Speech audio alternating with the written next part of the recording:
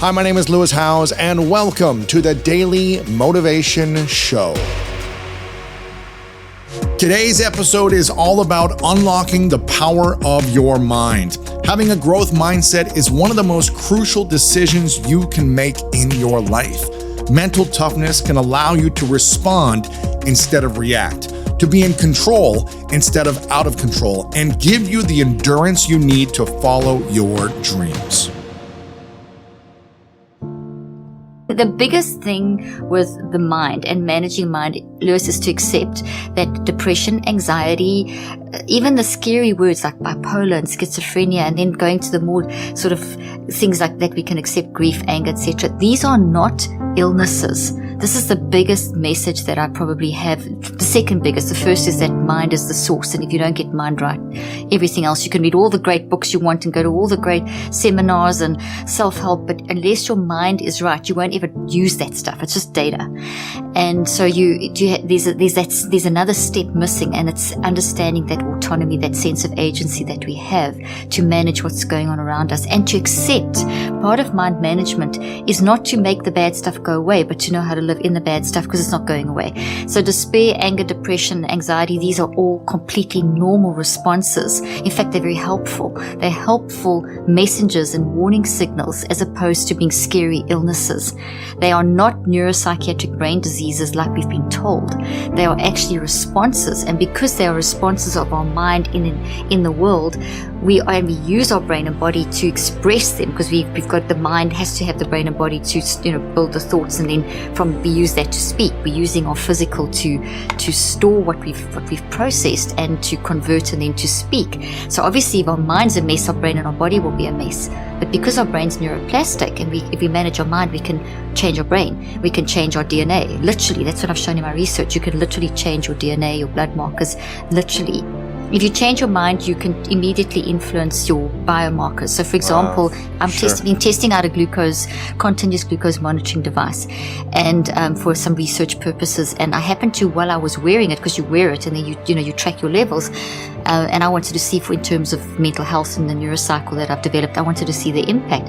And I happened to be going through, we experienced a very acute trauma in our family over December, and in the moment of the trauma, I happened to see on my glucose monitor that my glucose had shot up to 240.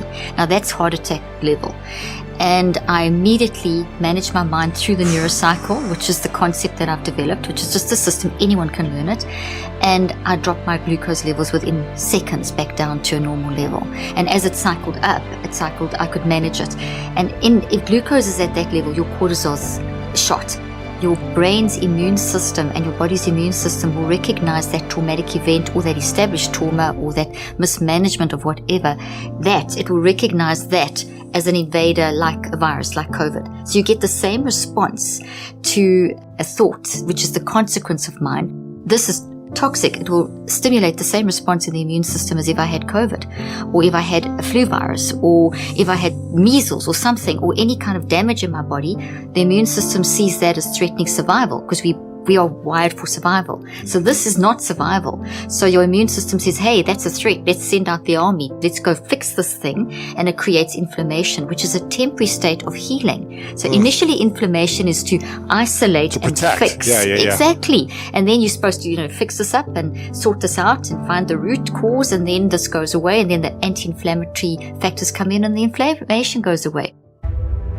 We all have these toxic patterns. No one's immune. We all, and the signals of those are things like depression and anxiety, and those are simply telling you, hey, there's a pattern. It's either a trauma-based pattern or it's a toxic habit you've developed, but that pattern is actually putting your body under tremendous stress, even to the point where your DNA is affected. And I showed in my research that, if you think of the DNA ladder, if you pull out a chromosome, it looks like an X, and where you see my fingernails, pink fingernails, for those of you that are listening, the pink fingernails would then represent what we call telomeres.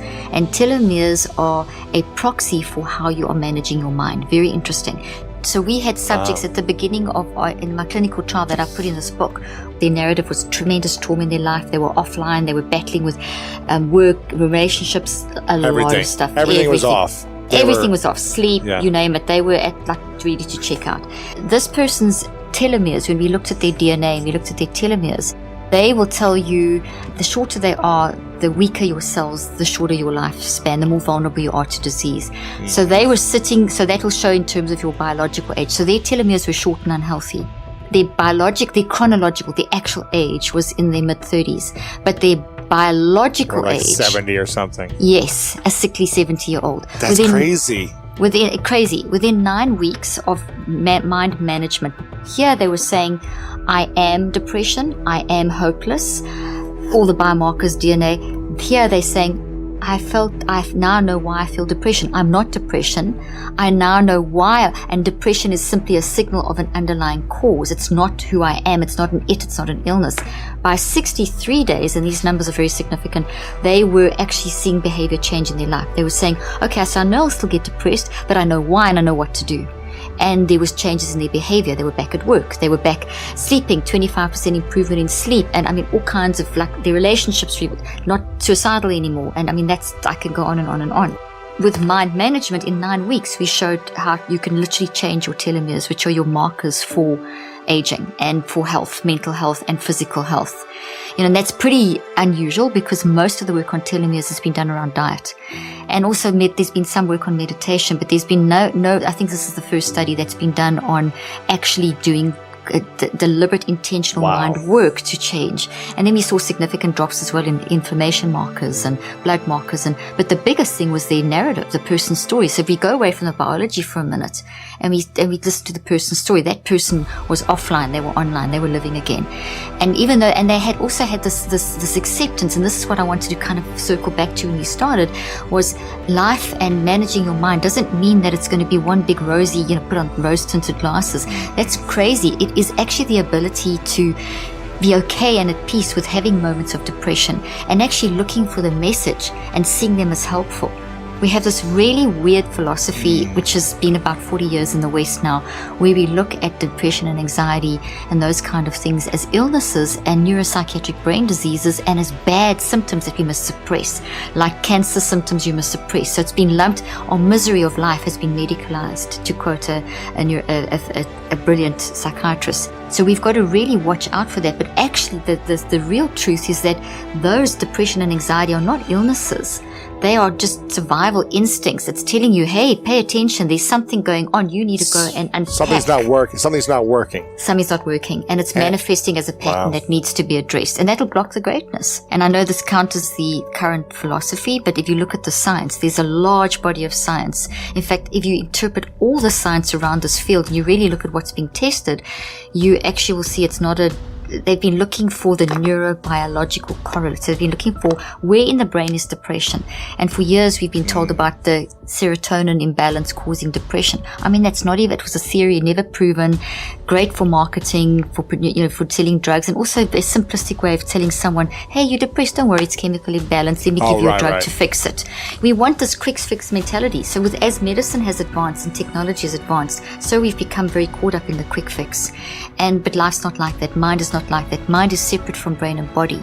You can apply that kind of thinking, not quick fix, but you can apply a symptomatic diagnosis treatment approach to body, to physical brain and body. But when it comes to mind, there's this gravitational field, this force, this think, feel, choose thing.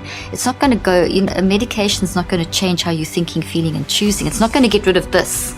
It's just going to numb your brain. So maybe you don't feel this while it's working. But at the same time as then when that drug wears off, this is still there. This is still being recognized by the immune system of your brain as a problem. So this is increasing your vulnerability. The longer it's there, the more you increase your vulnerability to disease. Oh my gosh. And this is what gets you stuck. And these are the patterns. So no, it's not an illness. It is a normal human response.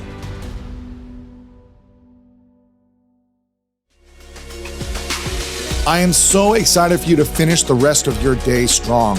If you enjoyed this episode, make sure to click the link in the description and it'll take you to the full episode of my other show, The School of Greatness. Make sure to come back tomorrow for another episode of the Daily Motivation Show.